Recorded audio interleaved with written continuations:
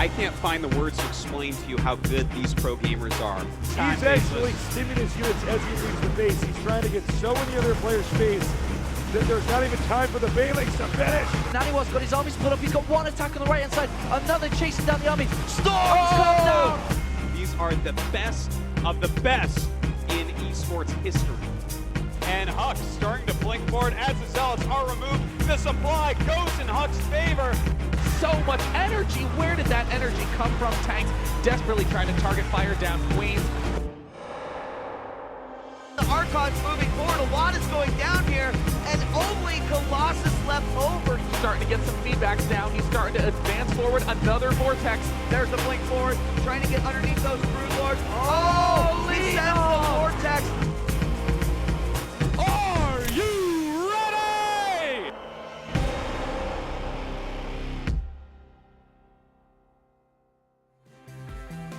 Ladies and gentlemen, greetings from the MLG studios here in New York City, and welcome back to the Winter Season Showdowns, where pretty much every single day at 5 p.m. Eastern, leading up to the Winter Championship event, we have a Heart of the Swarm best of 5 between the best players in the world to decide who goes to that championship event. Right now, we're going through the North American region, of course. I'm axeltoss. I am joined by axslav.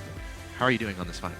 I'm doing excellent on this fine day. We've had a series of some great North American matches over the last few days, but now it's Fenix versus State, man. This is, you know, State's actually, he's spent some time in Korea. Yes. He's been training. Yes. Quantic Gaming, of course. State, you know, had when they were with StarTale, he went over to the StarTale house in Korea, and he played non-stop leading up to the Blizzard World Championships. Very good friend of mine is State, and of course Fenix on the other side of things, relatively unknown-ish, of course from Peru, is currently on Team IM. Doesn't participate in a ridiculous amount of tournaments around the world, but he's definitely a great Terran player. He is, and I mean, a lot of the reason why he doesn't play in so many tournaments is just because he's from Peru. It's very expensive, of course, to travel from Peru, so he doesn't get too many opportunities. But that only means that every opportunity he gets, he's going to seize it with all of his might. Yeah. If he beats State here today, all expenses paid trip to MLG Winter Championship at Dallas. Only 32 people will be at Dallas. $75,000 divided up 32 ways. That's a lot of money. Yeah. Not to mention a free trip. So Fenix will be out in full force in this match. Another great storyline I always like talking about when it comes to the North Americans is they have a great opportunity here. This is a new game for everyone. This is Heart of the Swarm. Not everyone's fully invested into it, except I think most of the North Americans don't have any Wings of Liberty obligations necessarily. They're spending 8, 10, 12 hours a day grinding out games in Heart of the Swarm. They realize the Dallas event, pretty much one of the first, actually the first tournament after Heart of the Storm comes out, it's a great opportunity to get their names out there and really have a great result in a tournament. So I'm really excited to see how these guys do the North American matches. Again, they've been epic so far. If you missed any of them, youtube.com/official MLG SE2 available right now, right there, 1080p HD. That being said, shall we get started with Fenix versus State, a best of 5 in Heart of the Swarm. Look at those guys, 2 warriors, 2 killers of the game getting ready to battle. Yes. Daybreak's going to be the starting map. This is, I like it as a starting map because it gives the players a chance to feel each other out and kind of figure out how the rest of the series is going to evolve. All right, let's see what happens here in Game 1 of this best of 5. In the bottom left-hand location, we have the red Terran player from Peru. He is on Team Incredible Miracle. He is Fenix. His opponent in the top right-hand location. Your blue Protoss player spent a good amount of time in Korea, has a very enjoyable stream. He is State. And as you said, PBT on Daybreak. Game 1 is the momentum decider generally.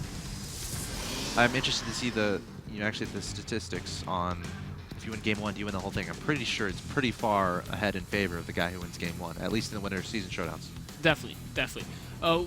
One thing that I'm really interested to see is Fenix's Heart of the Swarm PvP. I mean, I haven't seen Fenix play Heart of the Swarm yet. That's a confession. I haven't seen him play. So I'm really interested because one thing people don't know, so Fenix was a Brood War professional, right? And he was actually one of the few players who, he was a Terran player, but he wouldn't play TVT. If he went up against another Terran player, he would play Protoss. Oh. So he had an extremely extensive knowledge of the TVP match in Brood War from both sides, because he would play TVP, he would play PvT, and so, you know, that whole understanding of how the mech dynamic works makes me think maybe now that mech's a little more viable in Heart of the Swarm, maybe we might get to see some mech play in Terran vs. Protoss for once. I don't know. Yeah, I mean, it's weird. I'm remembering a game from the Blizzard World Championships that we casted with Fenix involved. It was Fenix versus Sake, and it was on this map. We saw some actually nuke play involved too in there. Fenix is actually a very exciting player to watch, and you never know what he's going to pull out and what he's going to use. I mean, the side of things, State is very mechanically sound when it comes to North Americans. Very smart player too. I mean, putting 2 guys in gas right now, just trying to be as optimal as possible. This is going to be a great match. I really think it's going to. And if I'm trying to predict who's going to come out on top here, I'm not necessarily sure I can be certain on either of them. I have absolutely no idea. I'm really excited. Phoenix is known for a lot of aggression, especially a lot of multitasking play. Yeah. State has insanely strong timing. He's a very timing-based player. The way these two match up is going to be super, super exciting. Yeah, it's State. Fenix also a macro player as well. Actually, both these players very comfortable going to late game. So we might see another situation where we have a lot of late games, which I love seeing. I mean, the North American players, again, I think that's a good gauge on how well you know how much they've been practicing Heart of the Swarm if the games go late, because less cheesy strategies in the early game involving Heart of the Swarm units will work. And again, it comes down to respect from both of these players. We see State again opening up with that 2 gas opening, but it looks like he might take an expand fairly soon, sending that probe to his natural expansion, getting that mothership core out on the field. Meanwhile, Fenix putting a command center at the low ground at his natural expansion and adding on 2 additional barracks. Still on 1 gases, Phoenix. State is up to 3 workers on each gas now with that expansion. Phoenix's Reaper is trying to sneak around. He wants to know if his opponent is expanding or not. That's very important to know as a Terran player. Is there a possibility of a very fast Stargate or some of the tech play coming at you? Now he knows there's not. Reaper is an invaluable scouting tool in the early game. Very, very fast, very feisty Reapers in Heart of the Swarm, of course. Oh no, down to 28 out of 60. Not to be worried. That will regenerate over time. So you can see the nice little green health being restored. And combat back drugs. Up there. Yep. Combat drugs. Everyone likes drugs in combat, right? Yes, of course. Stem, especially the Terrans. Yes. Stem very, very essential in the Terran race. State adding on 2 additional gateways, so going to be focusing on the sentries here now. Sentries are very important part of the Swarm. Oh, the Reaper gets into main. To sneak in there, see no additional tech. He's actually going to escape too. Yeah, he Look is. at that. He saw everything. Ninja. He saw 3 Mothership gateways. Core can swing up there and potentially... He should be to just run right past him now with the speed. Yeah. Oh, Ooh, Nick, you sounded a lot more confident than I lost a little bit of confidence halfway through that. I was like, with the Reaper speed attack rate, like he's got it easily. And then those attacks start coming out. I was like, uh-oh. See, I was doing the math in my mind on the DPS from Mothership and then the speed of the Reaper and calculating the distance that was being run. Oh, he could have, and he would have killed him. I don't know if that'd be worth it. Hey, actually, that's a really good question. Not going to be too significant, though, at this point in time. Both these players setting up their natural expansion, setting up their infrastructure, and look at what we have coming out from Phoenix. Got a Widow Mine. Ooh, I love Widow Mines. Widow Mine's very, very good against everything. Going into 2 tech labs, getting that stim pack, and this is so rare. When do you ever see a Terran get a factory against Protoss and not immediately follow it with a starport and a building reactor to move to that starport? When Widow Mines can be used. Win Widow Mine. Exactly. Yes, Win Widow Mine. Win Widow Mine. And he's going to crack them out, and he's going to continually produce these. I'm curious as to how he's going to utilize them. There's no medevacs. It won't be his drop play. I almost feel he's going to do a push. He's going to definitely do some push with stim and combat shield. But probably no medevacs? before +1. Yeah, if he was going to... Yeah, he would already have gone to starport if he's going to use medevacs with his first push. Okay. So he's definitely going for a pre-medevac push. And he's not, he's obviously going for a push. There's no 3rd command center. There goes his starport. But yeah, I think there's going to be, it may be just to establish map control, and maybe to deny a 3rd if a 3rd. So it may not, I don't think he's going to charge up a ramp or anything crazy like that. But he wants to get some map presence out there. All right, State adding on 2 pylons on his opponent's side of the map, also adding in a Twilight Council. Has an observer on the way out of his robotics facility to join the 2nd one that is already on the field. Meanwhile, as you said before, Stim is about to finish here from Phoenix. +1, about halfway from completing. And there we go, the starport going to be lifted on over to that reactor, and the medevacs are going to start being added into the fun. But There are Widow Mines on the field. Fenix bringing them along with his bio Oh, army. he's gonna notice the Observer. Oh, did he? Did he? Did he? I don't Add-on know. The complete. Observer definitely saw the Widow Mines, though, so State's queuing up a second Observer. Gonna make sure that he always has detection out available. State also, in fact, actually has a third Observer. Very, very aware of the new threats that Terran has with Widow Mines, with faster medevacs. You gotta get the detection out there. You gotta keep track of your opponent's army. You know, if he can completely shut this down, he can just counter really fast Oh, because he's going on 4 gateways. Blink is halfway done, and he has 2 pylons on his opponent's side of the map. So Fenix has to be careful. If one convincing engagement goes State's way, State has the ability to just straight up counter as fast as possible and get a lot of damage done. A very good point. Fenix perhaps not quite diligent enough in making sure there's no pylons on his side of the map. Thinks to turn around very quickly as soon as Blink finishes. State has amazing Blink control. He can definitely take the fight to Fenix's side of the map. As the game goes on, though, Fenix getting double engineering by upgrade. State without a single upgrade to his name. State's got to make something happen over the next 2 minutes, basically, to get some work done, or else he's going to start falling behind. All right, State, as you said, no forges, right? No forges. There's the first warp and going to deny that third base for Fenix. That's going to make Fenix angry. He's going to go on the attack, but I don't know if going on attack's the right answer. There's a Mothership Core with 3 Time full warp. energy sentries up there. Time Warp, if anything, Photon Overcharge on a Nexus if you're feeling scared. Stalker's going to be extending forward a little bit. They can afford to do that, baiting a stem. The Marines Marauders upset. Uh-oh, Sentries can force field. Oh, not getting the force Phoenix field is playing with fire here, man. This is so dangerous the way he's playing. He's got 2 canceled Widow the command Mines. center. Yeah, yeah, it was canceled by the 3 Stalkers. He had to rebuild it. Rebuild it as natural. But look at this. Oh! Ignite Afterburners medevac at the top of the screen with 2 Widow Mines, but it's been spotted by State. Yeah, he's retreating back his Stalkers. And remember, he has Blink. He can wait for the medevac to come in there and then blink forward and It's a take trap. it down. Here we go. There's the Blink, and there's the snipe of the medevac. 1 Widow Mine popping down, feeling very sorry about life. He's going to fall. Very well played by State, utilizing massive amounts of observers, keeping constant track of what Phoenix is up to. And Phoenix, you know, he hasn't been able to identify these observers. So often, you know, a lot of what Terran vs. Protoss is about scanning and killing those observers, noticing the blurs on the map. And so far, Phoenix hasn't killed a single one of State's observers. State blinking all of his Stalkers to take down that SCV. SCV did not see what's coming. Gonna throw down a Nexus there at the 3rd base location. Meanwhile, his opponent still doesn't have a 3rd. State blinking forward again to take down the factory. Loves that blink button. He might even do it again. Factory should die eventually. Yep, there's the blink.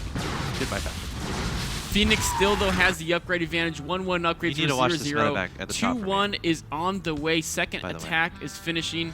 Yeah. He's even making a 4th command center, so he's going to be doing a lot of harassment, multi-prong attacks. He's got his army over here at the bottom. Medevac now is just starting to jump into the main from the top here. The drop's going to happen. State coming into the middle of the map with his Blink Stalkers. Marines and Marauders going to stem. The drop going to happen at the top of the main base. Going to be dropping those Marines in that mineral line. State trying to warp in Zealots to deal with it, but that's not going to be enough. Again, these are 1-1 upgraded Marines. The Zealots dying in a matter of seconds. Meanwhile, we're going to have some aggression towards the 3rd base of State. State getting spread out quite a bit here as the Nexus is going to get targeted. It might have to be canceled. Mothership Core coming forward. Where's the Time Warp? Force Field's going down and the Time Warp. And State should be able to protect this Nexus, but losing a lot of probes up there in the main.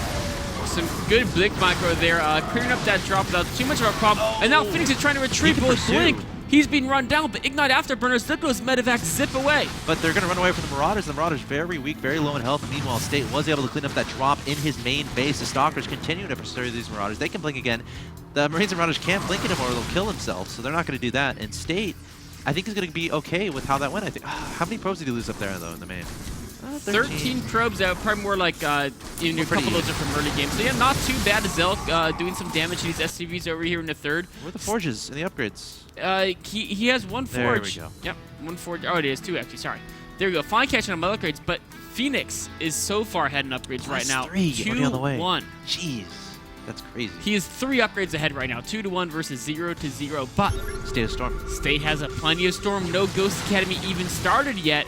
Phoenix has got to either have some amazing splits or find a way to deal with that devastating Psionic Storm. State can afford to do this pressure because he does have the ability to blink back with those Stalkers. Of course, as the game goes along, Stalkers, they become trickier and trickier to utilize, of course. You know, they're going to have their utilities, taking out drops, defending additional expansions, taking down Vikings, but straight up, Marines Marauders versus Stalkers, not too fun of fights to deal with. Ooh. Phoenix going for a double Storm drop. isn't done yet. And Phoenix coming forward to the top side of the map. State trying to force field, but again, he doesn't have Storm. High Templar is extending quite a bit here. State has to be a little bit careful, wants to wait for that Storm to finish, but there goes the drop to the main. The 2 Medivacs are en route now. State, his whole army is kind of here at the top. Feedback's going down, though. At least one of them. Going to be trying to warp Zealots. Again, though, 1-1 is not yet done, so these Zealots might just melt away, and State going to have to run away these probes. Let's see how much he loses here. The big question is, will Fenix get out with the army? Making the probes run is a nice win, but if you lose everything, it may not quite be worth it. Templar Archives is going to get taken out, and that would be a bigger deal, but Storm is finished, and there are plenty of High Templars already on the field. So State is just going to have to rebuild that very quickly, but he should be just fine. These Medivacs going to get taken out for sure, though. There they go. And 1-1 about to finish. Fenix is now at 2-2. Third attack upgrade's finishing. Perhaps he's going to wait until he gets some ghosts out on the field just now that Mobius Reactor's been researched. First ghost in production. Why is he rebuilding the Twilight Council? Oh, he lost his Twilight somewhere there. Like, I'm not being... Like, you can still build a High Temple Archives even if it's unpowered, of course. So it's... Like, that would be the only reason. Yes. Oh, he must think it's dead because he can't find it. And he wants to get that charge upgrade. Well, he does have Storm. His opponent does... Okay, 3 ghosts just now on the way. Mobius Reactor about to finish. State wants to engage it right here. Right now, Fenix trying to preemptively split. Great splitting there from Fenix, really trying to expand his army to get that concave and negate the damage from the Storms. But look at the Storm from State! And the Time Warps as well. Storms going down absolutely everywhere. But is it enough? I'm not sure. Phoenix coming forward with more and more Marines and Marauders. State's army, aside from High Templars, is not too strong. State trying to get something done. The upgrades for Fenix are so high. With Phoenix's rally, I think he might. Yeah, Phoenix is going to be fine. He's going to pull us out. And meanwhile, there's a drop in the third that's killed so many probes. Chargers coming here. They're going to finish it off and clean it up, but the damage has been done. We can see that in the food supply. State at 80 food versus 104. The worker count strongly well, it's strongly equal, which basically means it's in Phoenix's favor as he's got all those mules. He's got 4 bases as well. Definitely. I mean, and again, the upgrade advantage is important. Yeah, he's 3-2 versus 1-1 Protoss. Cloak is on the way. I mean, State did okay in that battle because of the power of Storm, but now that Ghost and Cloak are starting to enter the field, that's going to be a strength that he won't necessarily have anymore. He's just now rebuilding that High Templar Archives, and again, it's just now starting at 2-2. I'm very confused because he could have started that well before, but again, he waited for this new Twilight Council to finish, even though he had that one in his main base. Might that be a costly mistake here in this game? It could be. I think he just figured that was pretty much gone. As it is, though, he's got to play defense, catch up in upgrades, because as time goes on, of course, Fenix can no longer get more upgrades as he's approaching a maxed-out upgrade situation. But Fenix may not let it get to that point. A drop in the main. Another drop. Meanwhile, another attack going into the third. All right, a third going to be under attack here of State. Phoenix sending Marines Marauders down there. At the same time, we have Marines and Marauders attacking in the main base. High Templars waiting for Storm Energy. They don't have it just yet. Probes on the run here. State might even have to fold them to potentially engage. High Templars getting targeted down. There goes the Storm. Meanwhile, in the main base, it looks like that drop is going to get cleaned up eventually, and State's going to hold that off. State surviving for now, but Fenix with a 40 supply lead. As soon as Cloak finishes and 3 armor, that's going to be his time to get damage done, get in there, and try to kick State out of the game, because right now, State's on the verge of trying to equalize us. He's got Colossi production engaged. 2-2 is finishing. Once 2-2 finishes, the upgrades will be much closer. Once Colossi come out, he's going to have a great way to deal with this army, and Fenix cannot add in more starports because he lost his factory to start the game. Oh, he's rebuilding that factory. 2 Vikings are in production. Meanwhile, we have a Warp Prism going into the main base of Phoenix here. There's nothing inside, so he's going to have to warp in stuff, maybe just trying to scout. Meanwhile, Phoenix attacking towards the third base of State. These guys are absolutely everywhere with their control, with their micro, with their army, and State going to try to engage this. These Templars, do they have energy for Storm? No, they don't. Okay, just now getting that energy, and there are ghosts in this army. State has observers overhead, though, so he's going to be able to spot exactly where his opponent is. And he has that a Colossus there. It's going to come down to Micro. Phoenix thinking about engaging there, but gonna back away. State might try to secure a 4th, and there goes down that 4th. He definitely has to. If you look at his natural, the minerals there are starting to go away. He's got to get that 4th base up before his naturals mined out so he can maintain 2 mineral lines of income throughout the game. 2-2 finally finishing here for State as well. Hasn't been able to start 3-3 just yet. Doesn't have the income necessarily to justify doing that. But 3-3 is already on the field here for Phoenix. So in a straight-on battle, if both these guys micro perfectly, the Terran should win. He has those Ghost ability MPs. The question is, does he have the Viking count to deal with these Colossi overhead? Or Again, can he micro those Marines and Marauders efficiently, keep them sufficiently spread apart so the Colossi don't do as much damage as they potentially could? This is not an unwinnable position for State with great storms. He can make a comeback. 2 storms there, though, are kind of a whip. Oh, gotta be the careful. Ghosts have cloak. There's no observer. EMPs blanketing on top of these High Templars. They do not have energy for Storm any longer. Now Phoenix is going to take advantage, stimming his entire army forward. State is going to be on the run. Does he have High Templars back home to potentially turn on Storms? No, I don't see any. Going to try to spread out those Colossi to receive this incoming force, but Phoenix is going to back away. He just wants to heal up the rest of his units. He's wary of the fact that on a straight-on fight, his units are hurt. He's got no more EMPs. It might not go his way. He's going to load up a fight. Load up a bunch of drop ships. I think, did State see that with his observer, though? He has Stalkers there, but I don't even know if that's going to be enough to deal with them. He's got to, if he can blink under and take out 1 or 2 before they can land, that'll be a great win. On the other hand, what's most important is State needs to hold this frontal base. Right now, he's transferring a lot of probes over there. If he cannot defend this, his income will be too low to continue fighting dwarf attrition. Here comes the drop into the main base. State targeting down 1 medevac, but all the Marines and Marauders starting to get dropped down again. He has 3-3. The Fortress are the natural, so no danger of those getting picked off, but Marines and Marauders doing a lot of damage in the main. State is not pulling back. He's just going to try to engage into Phoenix's army. I'm not sure if this is the best decision. He thinks this is the moment where he might be able to end the game because, of course, Phoenix's army is smaller than it might otherwise be. Yeah, it's a big commitment there in the main base. State going to go for it. There's no planetary here at this. Actually, it is a planetary fortress at the central location. Vikings getting 3 shots off from above Phoenix. This is a beautiful engagement for him, and State has no choice but to GG at the end there. He was forced to make a decision. Do I pull back some of my units and defend the drop in my main, or do I say, all right, my opponent just dropped 3 medevacs worth of units in my main base. That means his army is going to be significantly weaker. This might be my only timing to win the game. He went for it, but Phoenix's positioning just too good, realizing that could possibly happen, positioning the Vikings on the high ground, creating a concave with the Marines Marauders, had the planetary there ready to potentially defend if need be, and Phoenix, what a brilliantly played game 1 there. It's beautifully played there by Phoenix. The drop play, he's known for that aggressive multitasking, and we saw it that game. There must have been at least 10 drops that game. They were absolutely everywhere. State did a decent job dealing with them, but eventually the damage just was done. Yeah, another important part of that game, and it might be a mistake, but he had that Twilight Council up, and that delayed so many things. First off, because he waited for another Twilight Council to be rebuilt before getting a High Templar Archives down and before starting 2-2. If there's a trend throughout that game, it's either not having enough High Templar or being behind in upgrades. And that's what happened to State there. Unfortunately, didn't realize that his Twilight Council was in fact still alive and wasted a lot of time waiting for an additional Twilight Council to get up. Yeah, definitely. Time cannot be wasted in the game of StarCraft 2. One does not simply waste that time on those upgrades. Very important to keep up on upgrades. As it is, though, Phoenix, he was in firm control. Phoenix off to a hot start here in this Heart of the Swarm best of 5. Phoenix up 1-0, but State still has some room to work with. No reason to go anywhere, guys. State versus Phoenix Game 2 coming up.